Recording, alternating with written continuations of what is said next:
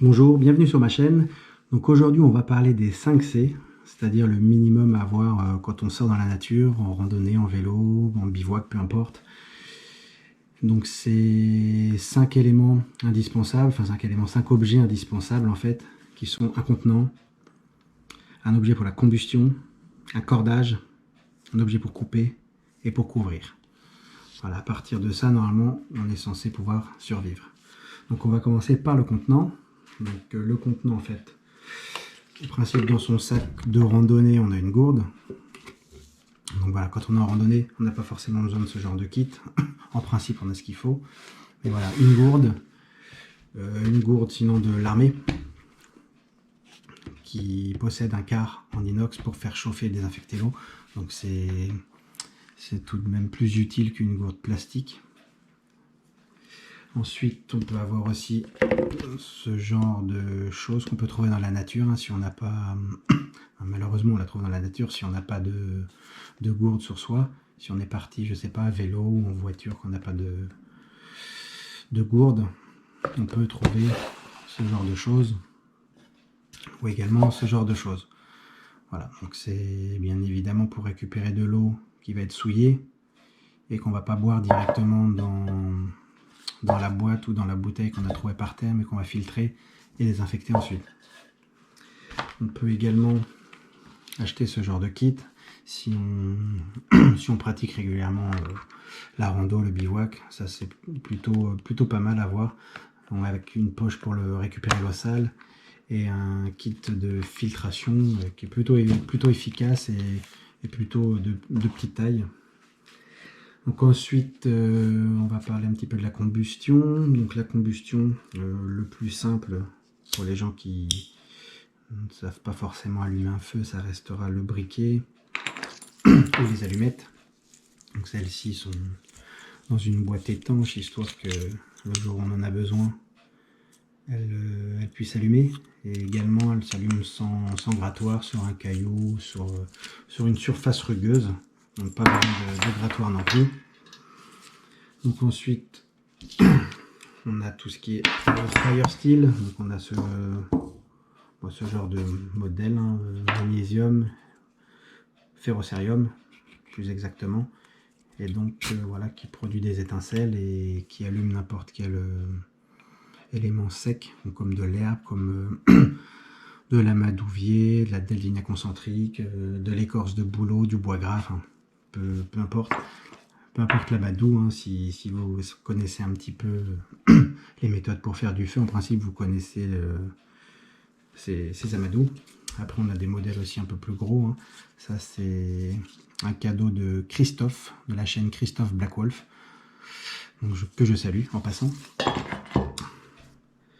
En modèle de briquet, vous avez également les briquets à essence, hein. Là j'ai mis un petit scotch pour qu'il reste étanche à l'air et à l'eau.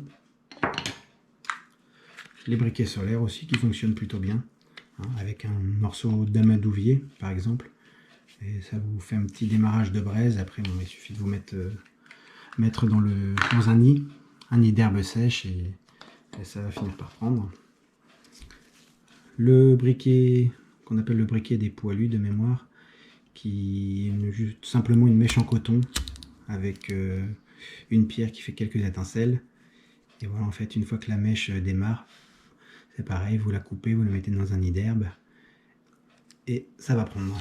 Vous avez aussi le briquet médiéval, hein, qui est un morceau de métal au carbone et qui s'allume avec un silex et du coton carbonisé. Alors, ça fait des étincelles assez facilement. Et en principe, je fabrique le coton carbonisé avant dans un feu de camp, hein, dans une boîte métal. Vous mettez un morceau de t-shirt ou du coton, un t-shirt en coton bien évidemment, et ça va vous faire votre coton carbonisé qui va vous faire une belle braise. Et je mets ça dans les œufs de Kinder que je récupère parce que c'est étanche, donc c'est plutôt pas mal. Ensuite on va parler du cordage. Donc le cordage, donc ça peut être des choses déjà que vous avez sur vous, par exemple les lacets. ce genre de bracelet aussi qui est fait en paracorde. Bon, les lacets, malheureusement, c'est assez court, donc ça peut vous aider à réparer un sac, par exemple. Mais bon, les lacets, en principe, on va essayer de les garder quand même. C'est plutôt le contraire. En principe, on essaye d'avoir un cordage pour réparer des lacets ou pour réparer un sac. Mais bon, voilà. Les lacets, il faut mieux éviter de les enlever et il faut mieux avoir du cordage. Plutôt de ce type, genre bobine de ficelle toute simple, un magasin de bricolage, ou de la paracorde un peu plus solide. Plus cher mais plus solide parce qu'elle a 7 brins de nylon au milieu, donc en principe elle tient un certain poids et après avec ça vous pouvez fabriquer un abri, vous fabriquer un archer également pour faire du feu. Ensuite on a le module coupé. Alors coupé, c'est plutôt assez large en fait comme panoplie, mais après on va dire qu'il faut plutôt rester compact en fait, hein. Le but de ce genre de kit, c'est de rester un petit peu compact. Donc moi je préconiserais dans un petit kit un couteau, on va dire un couteau fixe mais assez petit. Ce genre de couteau par exemple. Voilà, parce que le couteau fixe, ça va être quand même beaucoup plus pratique pour travailler du bois, pour fendre, etc. Ça, bon bah c'est utile, on va dire qu'on peut démarrer du feu. Mais pour bâtonner, etc., ça va être bien plus compliqué. Et quand on a par exemple du bois mouillé, il faut vraiment le fendre et récupérer le milieu pour avoir du sec. Ça va être bien plus facile avec ça qu'avec ça. Ça va être compliqué. On risque de casser la lame. Mais bon, après, dans un petit kit, pourquoi pas prendre un pliant ou même un couteau suisse qui est plutôt multi-usage dans un kit du genre. Après on a les modèles un peu plus gros, mais bon ça devient un peu plus gênant si c'est sur un kit qu'on emmène tous les jours, mais en randonnée c'est bien plus c'est bien mieux de prendre ce genre de grosse lame fixe, ou sinon une scie également, un objet coupant. Après, je préférais quand même le couteau parce qu'on peut manger avec, on peut travailler le bois, on peut faire du feu. La scie, bon, on va faire le feu et le bois, mais manger avec, c'est plus compliqué déjà. Et sinon, il y a carrément une hache, hein. Mais bon, la hache, c'est pareil, c'est encombrant. Le but des 5C, c'est d'être assez compact, assez minimaliste. Donc on va plutôt rester sur ce genre de petit couteau, comme ça on a vraiment le minimum sur soi, sans être encombré avec une hache qui fait un peu plus d'1 kilo. Ensuite, on va avoir le module couvrir. Donc couvrir, c'est pareil en fait, hein. Si on veut rester sur la tendance minimaliste et assez légère, on va partir plutôt sur une couverture de survie. C'est pareil, hein, vous voyez, si vous prenez un kit minimaliste, vous allez arriver à un tout petit kit en fait qui est vraiment facile à emmener partout. On peut même mettre dans la gourde, hein, les ficelles, un petit couteau, etc. La couverture bien enroulée, ça peut passer même dans une gourde comme ça ou un peu plus grosse d'1 litre. Mais bon, ça sera un peu plus facile d'emmener ce genre de choses si on n'en a pas besoin que d'amener en fait des choses plus grosses. Après vous avez également ce genre de choses que tout le monde connaît, hein. Poncho, c'est plutôt pas mal en fait comme objet, on va dire. Ça va vous servir en cas de pluie, hein. C'est son rôle premier, mais également à fabriquer un abri en fait avec un petit cordage, et si vous avez déjà une veste sur vous, pourquoi pas vous faire un petit abri. Avec la couverture de survie aussi on peut faire un abri, mais c'est plus ça à porter, c'est quand même plus simple qu'une couverture de survie. Vous avez aussi ce genre de sac. Ça c'est ils appellent ça des sacs de survie.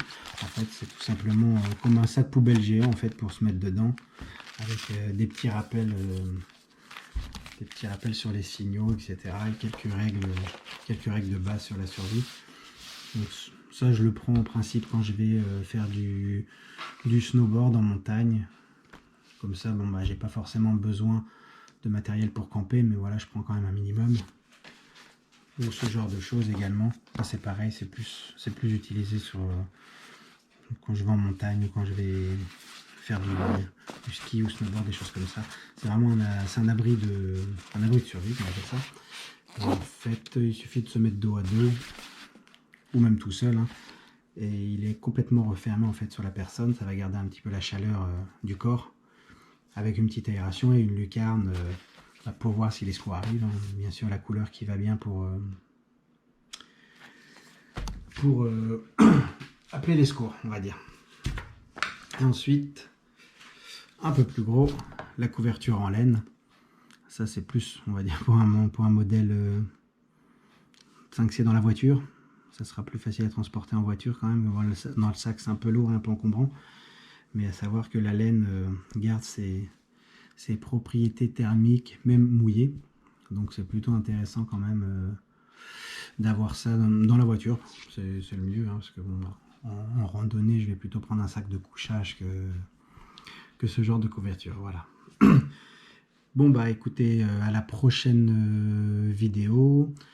Je vais refaire des vidéos en fait sur chaque C en détail. Et voilà, à une prochaine. Salut!